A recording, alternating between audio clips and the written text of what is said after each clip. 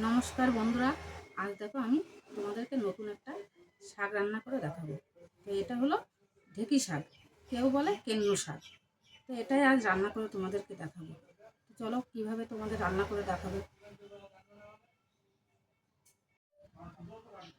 দেখো আমি ঢেঁকি শাকগুলো ভালো করে কেটে ধুয়ে এনে রেখেছি।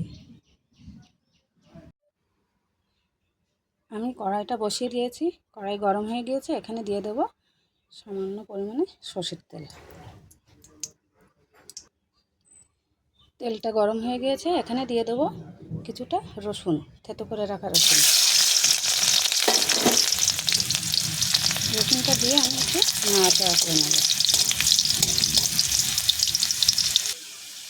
রসুনটা লাল লাল করে ভেজে নিয়েছি। এখানে দিয়ে দেবো আমি চিংড়ি মাছ। চিংড়ি মাছগুলো দিয়ে আমি ভালো করে নাড়াচাড়া করে নেব।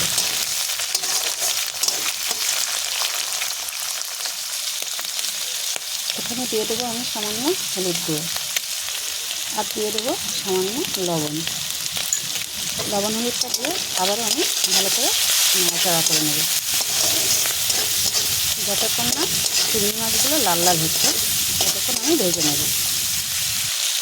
এবার আমি এখানে দিয়ে দেবো চিড়ে রাখা কাঁচা পাকা লঙ্কা। লঙ্কাটা দিয়ে আবারও একটু নাড়াচাড়া করে নেব। দেখো আমার চিংড়ি মাছগুলো লাল লাল হয়ে এসছে।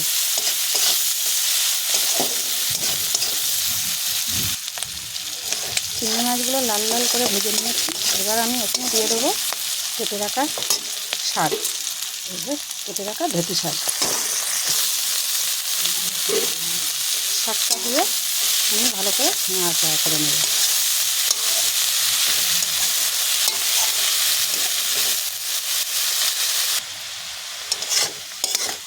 আমি ভালো করে নাড়াচাড়া করে নেব।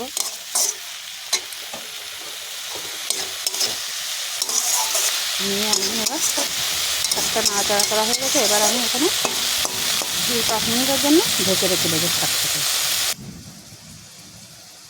শাকটা আমি 5 মিনিটের জন্য ঢেকে রেখে দেবো। 5 মিনিট হয়ে গিয়েছে। ঢাকা দেওয়া থালাটা আমি তুলে নেব।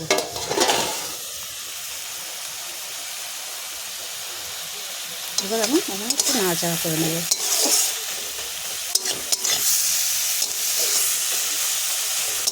দেখো আমি ঢেঁকি শাক চিংড়ি মাছ দিয়ে রান্না করছি।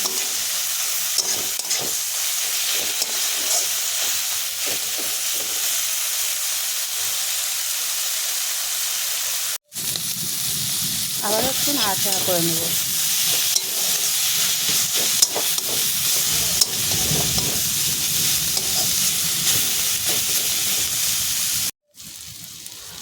এবার আমি এখানে দিয়ে দেবো সামান্য কয়দানা চিনি।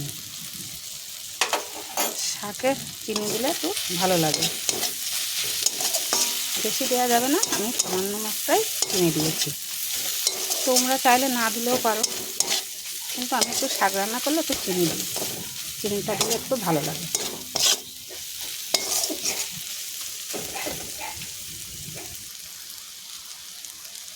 আমার শাক রান্না হয়ে গিয়েছে। এবার আমি নামিয়ে নেব।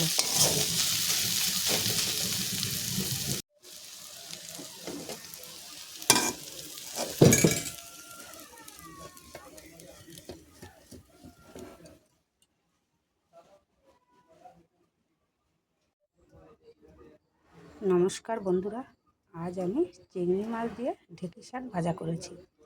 যদি আমার শাক ভাজাটা তোমাদের ভালো লেগে থাকে তাহলে আমার চ্যানেলটাকে লাইক, কমেন্ট, শেয়ার ও সাবস্ক্রাইব করে দিও।